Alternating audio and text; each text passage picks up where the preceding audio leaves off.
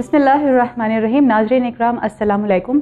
Channel दिन की जानिब से मैं हूँ आपकी मेज़बान गुलनार फ़ातिमा और आज फिर से हाज़िर हूँ आपकी खिदमत में एक नया एपिसोड लेकर, हमारे शो जिसका नाम है रेसिज़म इन इस्लाम।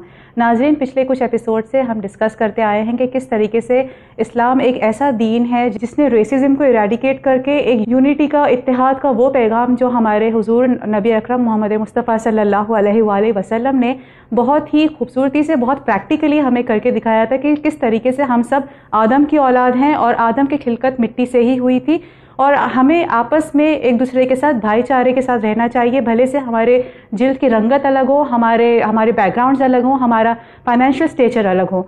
इसी कोशिश को हम आज आगे बढ़ाएंगे और आज हमारी मेहमान ख्वाहर ज़ारा रिज़वी साहिबा के साथ, और आज हम डिस्कस करेंगे कि रसूल अल्लाह की वफ़ात के बाद अहलुल बैत ने किस तरीके से रसूल अल्लाह की सीरत को, ख़ास तौर से जब रेसिज़म की बात आती है तो उनके जो बहुत ही एक विजनरी अप्रोच थी, उस अप्रोच को अपने माशरे में किस तरीके से कायम रखा। आइए जानते हैं हमारी मेहमान ख्वाहर ज़ारा रिज़वी साहिबा के साथ।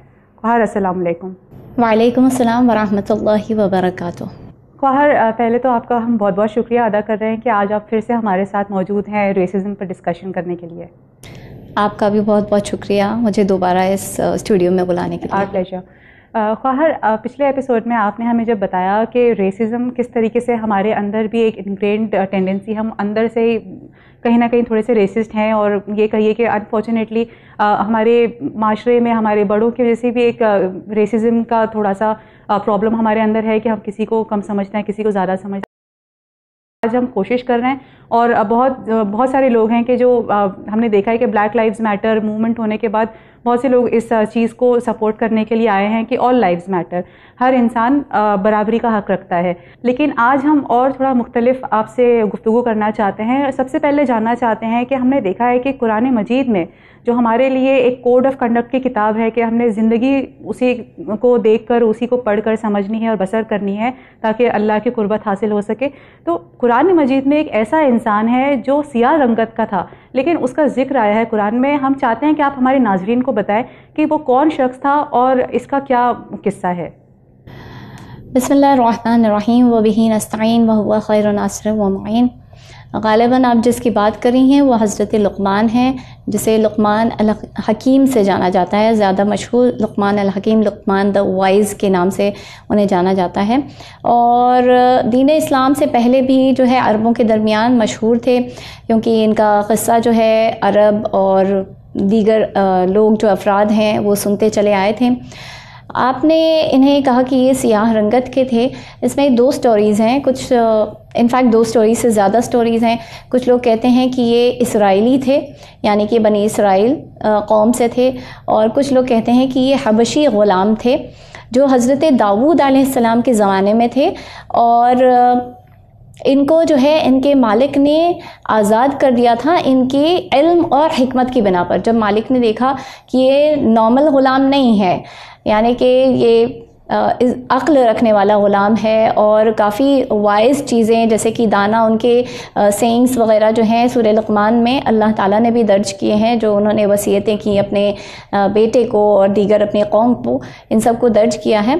तो खुदावंद आलम ने इनका क़स्सा ये बताया जाता है कि खुदावंद आलम ने एक फ़रिश्ते को भेजा था इनके पास में, जिसने इन्हें दो चॉइसेस दी थी कि या तो खुदावंद आलम आपको जो है बहुत ज़्यादा दानाई हिकमत अता करेगा या फिर आपको जो है बादशाहत अता करेगा। तो उन्होंने बादशाहत को ठुकरा दिया था, लिहाजा खुदावंद आलम ने जो है इन्हें हकीम बना दिया, यानी हिकमत रखने वाला बना दिया। और इनके क़स्से इतने मशहूर हुए हत्ता कि जब रसूलुल्लाह ने तबलीग दीन करना शुरू की थी और लोगों को दीन इस्लाम की तरफ दावत देना शुरू की थी, तो उस वक्त उनके एक सहाबी हैं सुवैद इब्न सामित, इन्होंने रसूलुल्लाह की दावत को इस बेसिस पर कबूल किया था कि रसूलुल्लाह ने हज़रत लुक़मान के अक़वाल और उनकी हिकमत आमेज़ अक़वाल को दर्ज किया था और ये लिखा था कि जो तुम्हारे पास है वही मेरे पास है। यानी हज़रत लुक़मान उनके दरमियान भी जो है बहुत बुलंद मर्तबा था, बाइज़्ज़त शख्सियत थे। लिहाजा जैसे हम देखते हैं कि रसूल खुदा ने हर एक को जो है उनके नज़दीक जो उनकी शख्सियतें थी, मशहूर शख्सियतें थी, उस तरह से उनको दावत दी है। जैसे हम नजरान के भी जो ईसाइयों को जब मुबाहला का वाक़या हुआ है तारीख़ में। तो उस वक्त भी हम देखते हैं कि खुदावंद आलम ने जब मिसाल उनके सामने क़ायम करनी चाहिए तो यही बताया कि हज़रत ईसा की मिसाल बिल्कुल हज़रत आदम की मिसाल है, यानी कि उनके दरमियान जो चीज़ें मशहूर थीं उसी के ज़रिए से जो है उनको दावत दी जाती थी। और इसके अलावा यानी ये तो कुरान की बात है कि कुरान ने भी जो है एक सियाह रंग शख्स के बारे में बताया कि ये भी एक बहुत दाना और हकीम शख्स था। जैसे हमने हज़रत बिलाल के बारे में भी पिछली मरतबा डिस्कस किया था कि वो भी जो है काफ़ी एक वाइज मैन थे और काफ़ी इल्म रखने वाले थे। जी ख्वार, आपने बहुत हमें अच्छी एक नई बात हमें बताई कि किस तरीके से हकीम लुकमान को अल्लाह ने बहुत ही बुलंद एक मर्तबा दिया था। हम आपसे जानना चाहते हैं कि रसूलुल्लाह क्योंकि हबीब खुदा थे तो उन्होंने किसे बुलंद मर्तबा दिया, और उनके ज़माने में वो कौन अफराद हुआ करते थे जो बेशक के दूसरे रेसेस से ताल्लुक़ रखते थे, बहुत डिफरेंट गैर अरब थे या कुछ और फ़िरके से थे, लेकिन फिर भी रसूलुल्लाह ने उन्हें बहुत इज़्ज़त बख्शी और उन्हें बहुत ज़्यादा एक बुलंद मर्तबा दिया अपने असहाब के बीच में। वो कौन लोग थे और उनमें क्या ख़ास बातें थीं?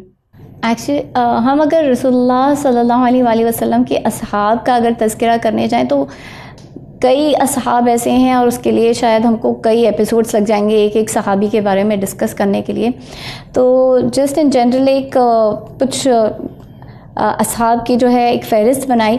जैसे हमने हज़रत बिलाल के बारे में डिस्कस किया था, बिलाल इब्न रबाह जो कि मक्का में ही बॉर्न हुए थे हिजाज़ में, लेकिन उनके लिए बताया जाता है कि उनकी माँ जो थी वो हबशी थी और चूँकि वो ग़ुलामी पैदा हुए लिहाजा वो ख़ुद भी ग़ुलाम थे और उनके मालिक का नाम उमय्या इब्न खलफ था। इस दीन इस्लाम कबूल करने से पहले भी वो अपने अखलाक के लिए और अपने गुड मैनर्स के लिए और अपनी लॉयल्टी अपनी वफ़ादारी के लिए बहुत ज़्यादा मशहूर थे। हत्ता कि उनको जो अरब के जितने बुत थे उनकी जो चाबियाँ थीं वो हज़रत बिलाल के हाथ में हुआ करती थी, उनको इंट्रस्ट किया गया था। अब हज़रत बिलाल चूँकि हमने ऑलरेडी इनके बारे में काफ़ी डिस्कशन किया था, लेकिन हम देखते हैं कि हज़रत बिलाल वो शख्स हैं जिसको बाद में जो है शहर बदर कर दिया गया। रसूलुल्लाह सल्लल्लाहु अलैहि वसल्लम के ज़माने के बाद जो है इन्हें शहर बदर कर दिया गया और ये शाम चले गए थे। दमिश्क में जैसे हम जानते हैं इनकी क़ब्र है, क़ब्र मुबारक। इसके अलावा अब अबू ज़र ग़िफ़ारी इसका भी कुछ पासिंग तज़किरा हमने किया था। ये जो है बताया जाता है कि ये थोड़ा सियाह रंग हो गए थे, यानी टैंड हो गया था इनका स्किन, और ये बनु ग़िफ़ार से थे। यानी यहाँ पर हम सिर्फ रेसेस की बात नहीं है कि अरब्स नहीं थे, लेकिन अरब्स में भी जैसे हमने बोला कि कबीला परस्ती बहुत ज़्यादा थी और कैसे रसूलुल्लाह ने सारे कबीलों को जो है एक साथ जमा कर लिया और हर कबीले का कोई ना कोई फ़र्द जो है रसूल का बहुत बेहतरीन सहाबी बन गया। तो अबू ज़र ग़िफ़ारी जिनके लिए बताया जाता है कि वो 90 दर्जे ईमान पर हैं, यानी जस्ट एक दर्जा कम। तो इन्होंने भी काफ़ी जैसे कहा जाता है ये 4th या 5th कॉन्वर्ट हैं इस्लाम के, यानी अव्वल लोगों में से हैं जो दीन इस्लाम लेकर आए। और हत्ता कि ये इतना बुलंद दर्जे पर पहुंच गए कि रसूलुल्लाह सल्लल्लाहु अलैहि वसल्लम फरमाया करते थे कि अबू ज़र ईसा इब्न मरियम की तरह हैं, कि उनके ज़ुहद और वरा में, ज़ुहद और वरा यानी इंसान इतना दुनिया को छोड़ दे, तर्क कर दे और सिर्फ खुदावंद आलम की बारगाह में जो है सिर्फ उतनी मशक्क़त करे जितना कि उसे अपनी रोज़ी रोटी के लिए चाहिए, वरना सब कुछ जो है वो खुदावंद आलम के लिए करना, फ़ी सबीलिल्लाह करना शुरू कर दे। और ये भी इनके लिए फ़रमाया था कि ना इस आसमान ने किसी पर साया किया है और ना इस ज़मीन पर अबू ज़र से ज़्यादा सच्चा कोई चला है। तो हज़रत अबू ज़र की उनके हक़ानियत की तरफ जो है ख़ुद रसूलुल्लाह ने गवाही दी थी और ये भी उनके लिए कहा था कि ए अबू ज़र, तुम अकेले तन्हा ज़िंदगी गुजारोगे और तुम तन्हा इस दुनिया से भी रुखसत हो जाओगे और तुम तन्हा जन्नत में भी दाखिल हो जाओगे। तो यहाँ पर हम देखते हैं कि इनको जब ये इस्लाम लेकर आए थे 3 दिन तक इनको इतना मारा गया था कि ये बिल्कुल लहूलुहान होकर बेहोश हो चुके थे और उनका खून का फव्वारा बह रहा था इनके बदन से, इनके जिस्म से, और लेकिन फिर भी जो है इन्होंने दीन इस्लाम को नहीं छोड़ा। हज़रत अबू ज़र के अलावा हम देखते हैं जाबिर इब्न अब्दुल्लाह अंसारी। जाबिर इब्न अब्दुल्लाह अंसारी ये ख़ुद इन्होंने रसूलुल्लाह के हाथों पर बैत की और इस्लाम लेकर आए। ये खज़रज में से थे। जैसे मैंने आपको पहले बताया था कि अंसार के 2 कबीले थे, औस और खज़रज। मुहाजिरीन जो थे, कुरैश वग़ैरह के जो कबीले थे, वो अपने आप को ज़्यादा अफजल समझते थे अंसार से। अंसार के अंदर भी जो है औस अपने आप को खजरज पर ज़्यादा बेहतर समझता था, क्योंकि खजरज कबीले के लोग, अफराद जो थे, वो ज़्यादा दौलतमंद नहीं थे, ज़्यादा गरीब और फ़कीर, नादार, इस तरह के लोग थे। तो हज़रत जाबिर इब्न अब्दुल्लाह अंसारी इस खजरज कबीले से थे, और जब उन्होंने इस्लाम कबूल किया, हम जानते हैं कि उन्होंने बहुत सारी हदीसें रसूलुल्लाह से और दीगर अइम्मा मासूमीन अलैहिस्सलाम से नक़ल की हैं। हत्ता कि आज जो हदीस किस्सा इतनी मशहूर है वो जाबिर इब्न अब्दुल्लाह अंसारी से ही हम तक पहुँची है। और जाबिर इब्न अब्दुल्लाह अंसारी वो हैं जिसके हवाले रसूलुल्लाह ने वो सलाम किया जो कि 5वें इमाम को भेजा था रसूलुल्लाह ने। तो ये भी जाबिर इब्न अब्दुल्लाह अंसारी के ज़रिए से रसूलुल्लाह ने इमाम मोहम्मद बाक़िर अलैहिस्सलातु वस्सलाम को पहुँचाया था। तो ये भी जैसे रसूलुल्लाह के बहुत मशहूर सहाबी, जिसको हर फ़िरक़ा जो है इनके बुलंद मर्तबे का कायल है। इसके अलावा हम देखें कि जाबिर इब्न अब्दुल्लाह अंसारी वो शख्स हैं जिन्होंने वसीयत के सिलसिले में रसूलुल्लाह से सवाल किया था। तो खुदावंद आलम ने आयत कलाला, जो कि सूरह निसा की आयत नंबर 176 है, वसीयत के सिलसिले में इनके रिक्वेस्ट पर नाजिल हुई थी। फिर इसके अलावा हज़रत अम्मार यासिर, हज़रत अम्मार यासिर जो है वो जैसे हम जानते हैं कि उनके माँ बाप सबसे पहले शहीद हैं, यासिर और सुमैया, ये दोनों सबसे पहले शहीद हैं इस्लाम के। लेकिन हज़रत अम्मार यासिर, इन्होंने भी जो है पहले इस चीज़ को ये लोग कह रहे थे कि तुम जो है अपने पुराने दीन पर चले आओ और तुम जो है बुतों की परस्तिश करो, और ये मना करते रहे। लेकिन आखिरकार इनका जब सितम इतना बढ़ गया कि हज़रत अम्मार ने अब उस सितम को बर्दाश्त करने के लायक नहीं रहे कि अब तो मेरी जान चली जाएगी, तब उन्होंने ज़ाहिरी तौर पर जो है कबूल कर लिया इन लोगों की बात। और हम जानते हैं कि इन्होंने जाकर फिर रसूल से सवाल किया, रसूलुल्लाह ने फरमाया कि लेकिन तुम्हारे दिल में तो ईमान था उस वक्त में। यानी तक़िया का जो एक कॉन्सेप्ट है वो भी हज़रत अम्मार यासिर की ज़िंदगी से भी साबित होता है। और फिर हज़रत अम्मार के बारे में रसूलुल्लाह ने ख़ुद फरमाया था कि तुम एक बाग़ियों के गिरोह के हाथों मारे जाओगे। और जब जंग सिफ़ीन हुई है तो हज़रत अम्मार यासिर जो है उस जंग में शहीद किए गए हैं हाकिम शाम के हाथों। इसके अलावा जो रसूलुल्लाह के असहाब थे उसमें थे खुज़ैमा इब्न साबित।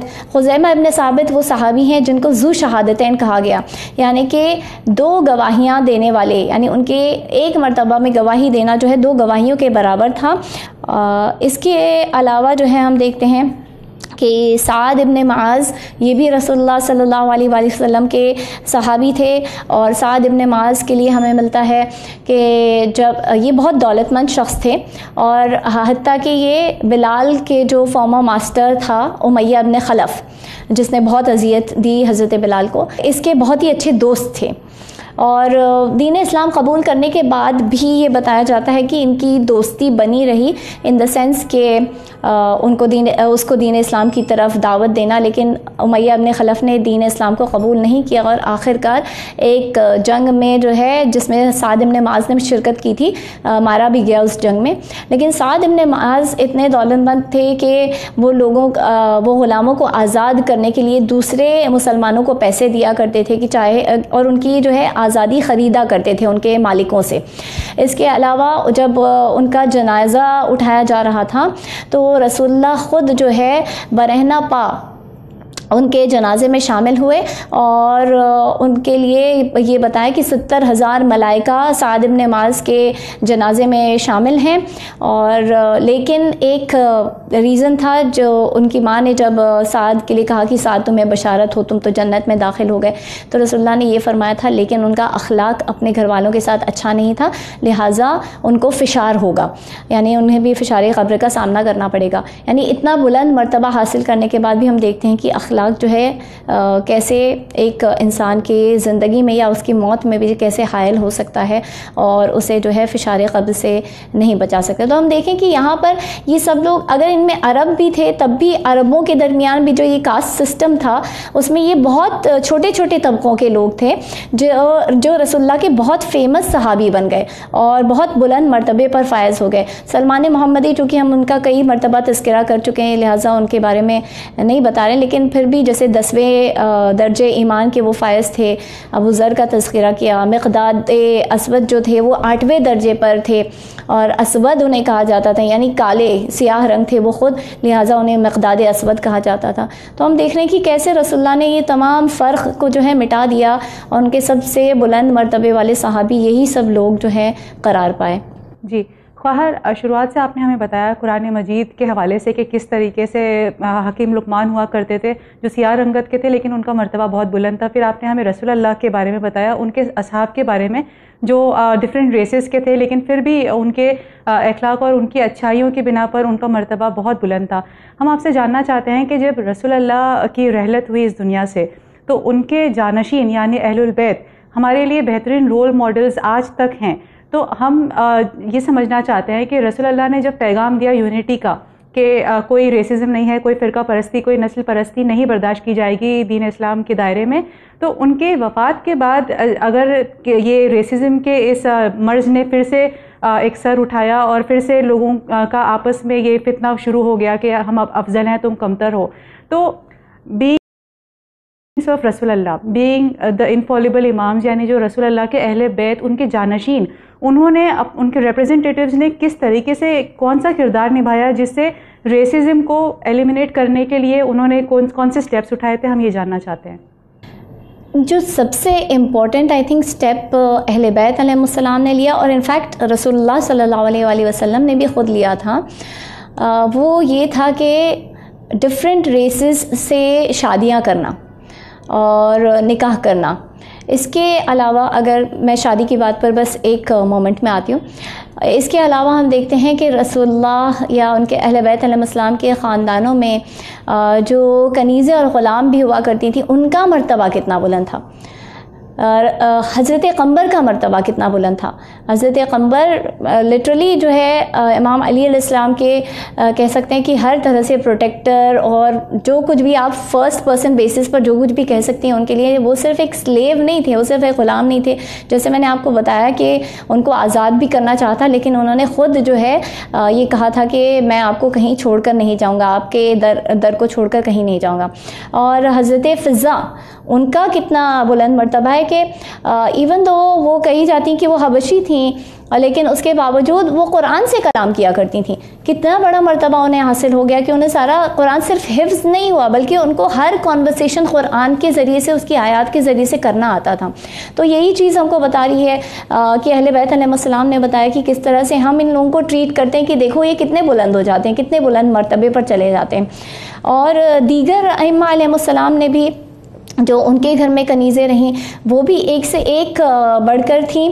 और उसके अलावा जो शादियां की, जैसे मैंने कहा कि रसूलुल्लाह सल्लल्लाहु अलैहि वसल्लम ने जो शादियां की आप अगर देखें तो सब की सब अरब नहीं थीं, बल्कि जो हैं दो बीवियों को बताया जाता है कि वो जूइश थीं, जूइश ट्राइब से थी।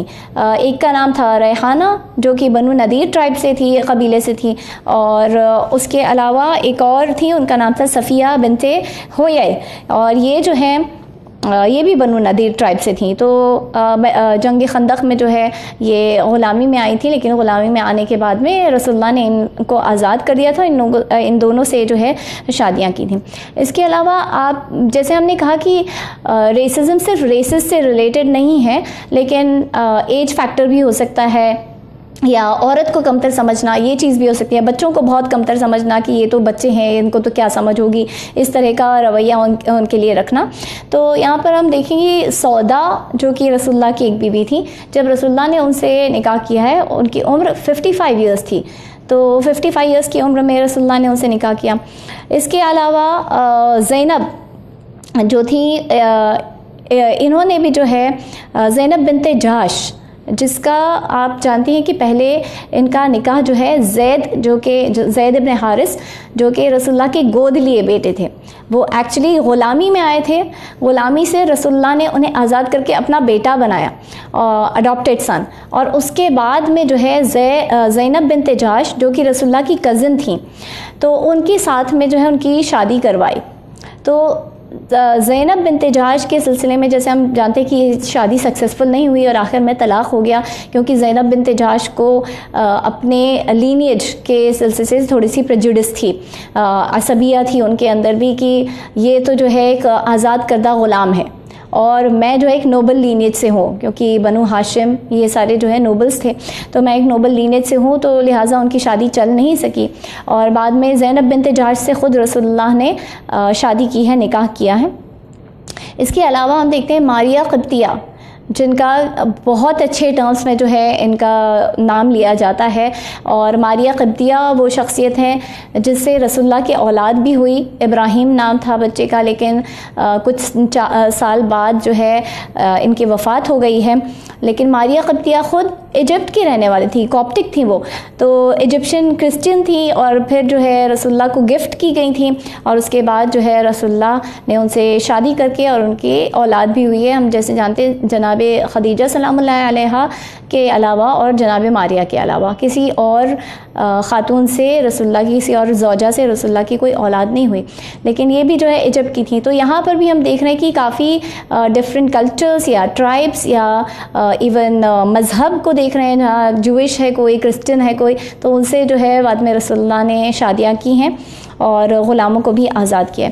इसी तरीके से जैसे आपने ये सवाल किया कि अहले बैत अलैहिमुस्सलाम ने कैसे ये दिखाया लोगों को, तो वहाँ पर भी हम जो है इंटररेशियल मैरिजेस काफ़ी हद तक देख रहे हैं। और इसमें जैसे इमाम हुसैन अलैहिस्सलाम के लिए बताया जाता है, जो इमाम सज्जाद अलैहिस्सलाम की वालिदा गिरामी हैं, शहर बानो उनके लिए कहा जाता है। पहले उनका नाम शाहजनान था, लेकिन इमाम ने जो है उस नाम को तब्दील कर दिया, क्योंकि शाहजनान जनाब फ़ातिमा ज़हरा सलामुल्लाह अलैहा के लिए है, क्योंकि वो सैयदतुन निसाइल आलमीन है, तो शहर बानो उनका नाम कर दिया। इनके लिए दो रवायतें हैं। एक रवायत ये है कि ये पर्शियन ओरिजिन की थी, यानी ईरानियन थी, और दूसरी रवायत ये कि ये इंडियन थी। तो इमाम हुसैन ने इनसे शादी करके बताया कि एज सच कोई डिफरेंस नहीं है, और अहले बैत अलैहिस्सलाम ने इस तरह से मिसाल क़ायम की। फिर जनाब नजमा ख़ातून जो कि इमाम काज़िम अलैहिस्सलाम की ज़ौजियत में आई, और उनसे इमाम रज़ा अलैहिस्सलाम और जनाब फ़ातिमा मासूमा अलैहिस्सलाम जो है पैदा हुए। तो ये भी पहले जो है जनाब हमीदा जो कि इमाम सादिक़ अलैहिस्सलाम की ज़ौजियत में थी, उनकी कनीज़ थी, और ये जो है ये सब नूबिया के रहने वाली थी जनाब नजमा। ख़ैर मैं आपको इस पर इंटरप्ट करना चाहती हूँ। हमने सुना है कि जनाब इमाम जाफ़र सादिक़ अलैहिस्सलाम की जो वाइफ़ थी, जिनका जिक्र अभी आपने किया, वो अपने आप में एक जूरिस्ट हुआ करती थी। वो इतनी नॉलेजेबल थी कि उन्होंने अपने वक्त की बहुत बेहतरीन औरतों में उनका शुमार हुआ था। जी, जनाब हमीदा ख़ुद जो है कनीज़ थी इमाम मोहम्मद बाक़िर अलैहिस्सलाम की, और इमाम ने जो है इनको तोहफ़े में इमाम सादिक़ अलैहिस्सलाम को दिया और उनसे कहा था कि ये जो हमीदा हैं वो हर रिज से पाक हैं, और वो जैसे बोलते हैं खारा सोना जो होता है, जो सबसे बेस्ट सोना है, वो वैसी हैं। और तमाम मलाइका ने जब से वो पैदा हुई है तब से मलाइका उनको गार्ड करते आए हैं और उनके ऊपर वॉच कर रहे हैं। ये अल्लाह की तरफ से हमारे लिए एक तोहफ़ा है। और हमीदा के लिए, हमीदा चूँकि वो बर्बर की रहने वाली थी, कोई कहता है कि अंदलूस की रहने वाली थी, कोई कहता है कि ये बर्बर की रहने वाली थी, यानी ये भी जो है एक अफ्रीकन डिसेंट था इनका। और लेकिन उसके बावजूद हम देख रहे हैं कि इमाम सादिक़ अलैहिस्सलाम इनको जो है औरतों को भेजा करते थे इनके पास, ताकि वो दीन के अहकामात को सीखें और अपने जो भी दीनी मसाइल हैं उसके जवाब इनसे हासिल करें।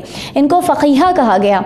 तो हम देख रहे हैं कि ये सियाह रंग या कोई भी रंग जो है इंसान की कैपेबिलिटीज़ को अफेक्ट नहीं कर रहा है। ये सिर्फ एक आउटवर्ड डिफरेंस है जो हम देख रहे हैं अपने कलर ऑफ स्किन में, लेकिन बेहतरीन जो हमें लोग पाए गए उनका कलर से जो है कोई लेना देना नहीं था। लेकिन क्या ये भी कहना सही होगा कि इमाम अल जवाद अलैहिस्सलाम भी सियाह रंगत के थे, उनका कम्प्लेक्शन डार्क था? ये कॉमन नोशन है। हम ये समझते हैं कि जितने भी अहलुल बैत थे या जो भी नूरानी शख्सियतें थीं, उन सब के कम्प्लेक्शन लाइट रहे होंगे। लेकिन अगर हम हिस्ट्री देखते हैं तो जैसे भी आपने इमाम जाफ़र सादिक़ अलैहिस्सलाम की वाइफ़ के बारे में बताया कि वो अफ्रीकन डिसेंट की थी, तो उसी तरीके से इमाम जवाद अलैहिस्सलाम भी शायद उनकी कम्प्लेक्शन में फ़र्क था जो हम कॉमनली सोचते हैं उसके अलावा? देखिए, कॉमनली ये क्या हो गया है कि ये जो पिक्चर्स बनाई जाती हैं ना इमामों की, तो उसके वजह से उनके फीचर्स ऐसे दिखाए जाते हैं या उनका कम्प्लेक्शन ऐसा दिखाया जाता है जिससे ये ज़ाहिर होता है कि वो बहुत फेयर होंगे और सबके सब एक जैसे दिखाए जाते हैं, सबके फीचर्स एक जैसे दिखाए जाते हैं। ऑब्वियसली मराजे हमारे ये तो कहते हैं कि देखिए आप इनको जो है बिल्कुल भी इमाम समझिए नहीं, यानी ये मत समझिए कि हकीकत में ये ऐसे थे, रियल पिक्चर है जी। लेकिन अगर आप इनके रेसेस देखने जा रहे हैं तो 6th इमाम ऑनवर्ड्स सारी जो ज़ौजा रही हैं या उम्मे वलद उन्हें कहा जाए, क्योंकि पहले वो कनीज़ी में होती थी और उनके ज़रिए से जो है इमाम पैदा होते आए हैं। तो 7th इमाम, 8th इमाम, हत्ता कि 12वें इमाम तक के लिए हमें मिलता है सब के सब जो है अफ्रीकन डिसेंट की हैं, सबके सब अफ्रीकन यानी सियाह रंग वाली जो हैं ये ख़वातीन हैं। और मैं यहाँ पर जो है व्यूअर्स के सामने एक चार्ट प्रेजेंट करना चाहती हूँ, जिस चार्ट में आप और ये सारा जो रिसर्च किया है वो सिस्टर अमीना इनलोज़ हैं। ये बहुत मशहूर शख्सियत हैं हमारी इस्लामी मॉडर्न वर्ल्ड में इस वक्त में, और इनकी काफ़ी जो है एकेडमिकली ये इन्होंने बहुत सारी रिसर्च किए हैं और बहुत सारे पेपर्स प्रेजेंट किए हैं, तो इन्होंने इसके ऊपर रिसर्च किया है। तो जैसे हम इस चार्ट में देख रहे हैं कि इमाम अली अलैहिस्सलाम जैसे हम देखते हैं कि उनकी माँ अरब थी, इमाम हसन अलैहिस्सलाम उनकी माँ भी अरब थी, तो ये लोग जो है ये 100% अरब थे, हिजाजी थे। फिर इमाम हसन अलैहिस्सलाम की मादर गिरामी वो भी जो है 100% जनाब फ़ातिमा ज़हरा सलामुल्लाह अलैहा, तो वो भी अरब हैं। लिहाजा ख़ुद इमाम हुसैन अलैहिस्सलाम में भी जो है रेस जा रहा है वो 100% अरब रेस है। फिर इमाम सज्जाद अलैहिस्सलाम से आके जो है अब रेसेस जो है मिक्स होने लगते हैं। जैसा कि मैंने अभी आपको बताया कि इमाम सज्जाद अलैहिस्सलाम की वालिदा गिरामी या तो ईरानी थी या फिर वो हिंद से ताल्लुक़ रखती थी। लिहाजा अब यहाँ पर अगर आप देखें तो 50% अरब रेस आ रहा है उनके अंदर, 50% इंडियन या ईरानियन रेस आ रहा है।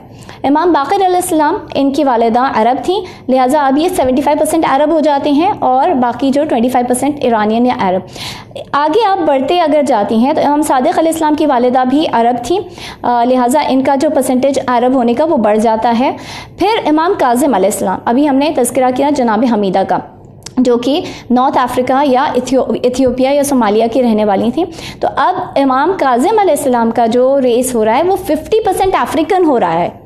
आप सोचिए 50% अफ्रीकन, यानी कि अब पूरे फीचर्स जो हैं अब चेंज हो रहे होंगे, उनका कलर भी है जो वो चेंज हो रहा होगा, और इनमें 44% अरब रह गया और 6% ईरानियन या इंडियन।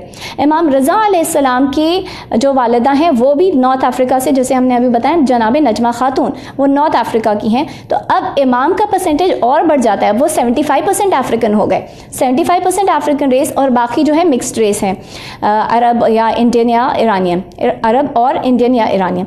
फिर उसके इमाम जवाद अलैहिस्सलाम, जिसका आपने मुझसे सवाल किया, तो इमाम जवाद अलैहिस्सलाम के बारे में इनकी वालिदा बताई जाती है ये इजिप्ट या सूडान की थी, और चूँकि ये अफ्रीकन रेसेस हैं लिहाजा इमाम जवाद अलैहिस्सलाम में 87.5% अफ्रीकन रेस आ रहा है और बाकी जो है मिक्सचर है अरब और इंडियन या ईरानियन का।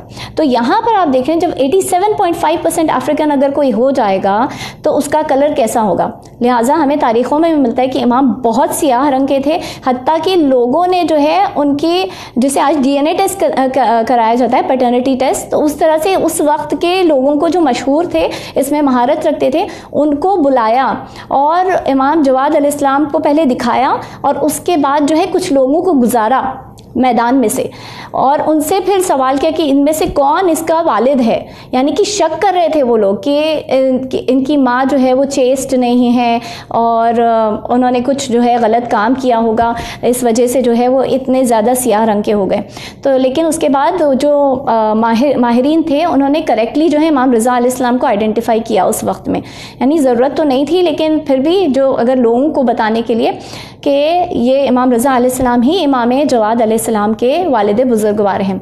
तो इतना ज़्यादा क्यों लोगों में आया, क्योंकि गंदमी रंग से जो है आप देख रहे हैं कि अब सियाह की तरफ बढ़ता चला जा रहा है। और अगर आप इस चार्ट में अगर आगे ध्यान दें और तवज्जो दें तो इसमें जो है रेसेस इस तरह से बढ़ते चले जा रहे हैं, हत्ता कि आज हमारे नज़र में हम सोच रहे हैं कि पता नहीं इमाम ज़माना अलैहिस्सलाम जो हैं वो बहुत फ़ेयर होंगे और उनके फ़ीचर्स इस तरह के होंगे। तो इसीलिए कहते हैं ना कि जब इमाम आएंगे तो ज़्यादातर लोग जो उनके मानने वाले होंगे वही उन्हें ठुकरा देंगे। तो हो सकता है कि ये भी एक वजह हो कि उनमें जो है अफ्रीकन जो ब्लड जो पाया जा रहा है या अफ्रीकन रेस जो पाया जा रहा है उसमें काफ़ी जो है वो आगे बढ़ गया है। जैसे आप इस चार्ट में देख रहे हैं 98.4% अफ्रीकन दिखाया जा रहा है, that is almost completely African, और बाकी मिक्सड रेस दिखाया जा रहा है। तो ये चीज़ जो है हमें इन चीज़ों का ध्यान रखना चाहिए कि अल्लाह ताला ने जो है रेसेस में फ़र्क नहीं रखा। बेहतरीन माएँ वो कहीं गई जो इमामों की माएँ थीं, बेहतरीन ख़वातीन वो कहीं गई जो ब्लैक्स थीं एक्चुअली, और ब्लैक रेसेस से यानी अफ्रीकन रेस से ताल्लुक़ रखती थीं। तो हमें जो है ज़्यादा एक्सेप्टिंग हो जाना चाहिए अब, और अपने आप को, अपने माइंडसेट्स को चेंज करके, और ये गोरा काला और दौलतमंद गरीब ये सब चीज़ों का फ़र्क ना रखते हुए अपने फ़र्क को मिटाने की कोशिश करनी चाहिए। ख्वाहर, बहुत बहुत शुक्रिया। आज आपने हमें इतनी ज़्यादा इन्फॉर्मेशन इतने कम वक्त में दी है कि हम चाहते हैं कि काश की डिस्कशन और आगे बढ़ सकता है, लेकिन वक्त की गुंजाइश इतनी कम है कि हमें ये शो यहीं पे ख़त्म करना होगा। आपका यहाँ आने के लिए, हमें इतना बेहतरीन दर्स देने के लिए बहुत बहुत शुक्रिया। आपका भी मुझे यहाँ दावत देने के लिए बहुत बहुत शुक्रिया। नाज़रीन, ये थी हमारी आज की पेशकश, जहां हमने आपकी खिदमत में पेश किया कि किस तरीके से एक सियाह रंगत के शख्स की बात हुई है कुरान मजीद में, किस तरह से रसूल अल्लाह ने अपने असहाब को जो दूसरी रेसेस से बिलोंग करते थे, जो गैर अरब हुआ करते थे, लेकिन फिर भी उन्हें कितना बुलंद मर्तबा दिया। उनकी थोड़ी ब्रीफ बायोग्राफीज़ देखी हमने, और फिर हमने देखा कि किस तरीके से जो एक लीनियज चला है 12वें इमाम तक, वहाँ पर कितने मुख्तलिफ़ किस्म की रेसेस, अलग अलग किस्म की नस्लें हमें देखने मिली हैं, लेकिन क्योंकि वो अपने ईमान के उस दर्जे पे फायज़ हुआ करती थी, वो ख़वातीन अखलाक और तक़वे के मियार पे वो इतनी बुलंद हुआ करती थी। लिहाजा ये कहना ज़रूरी है कि आज के माशरे में भी जब हम देखें किसी को कि जो हमसे शायद उतना अच्छा कलर का ना हो, या उसके अंदर उतनी खूबसूरती ना हो, ना उतना पैसा हो, ना उतनी ज़्यादा एजुकेशन हो, जब हम तासुब करना चाहें तो हम याद कर लें कि हम उस नबी के मानने वाले हैं जिसने कहा था कि तमाम लोग एक हैं, सब आदम की औलाद हैं और हम में कोई फ़र्क नहीं है। Equality is the birthright of every human being, and this is what Channel Win has been propagating all this while. इंशाल्लाह इस डिस्कशन को हम आगे लेके जाएंगे और अपनी अगली और आखिरी किस्त के साथ आपकी खिदमत में फिर हाजिर होंगे। तब तक के लिए मुझे यानी गुलनार फातिमा को और हमारी चैनल विन की टीम को दीजिए इजाज़त। शुक्रिया। खुदा हाफिज़।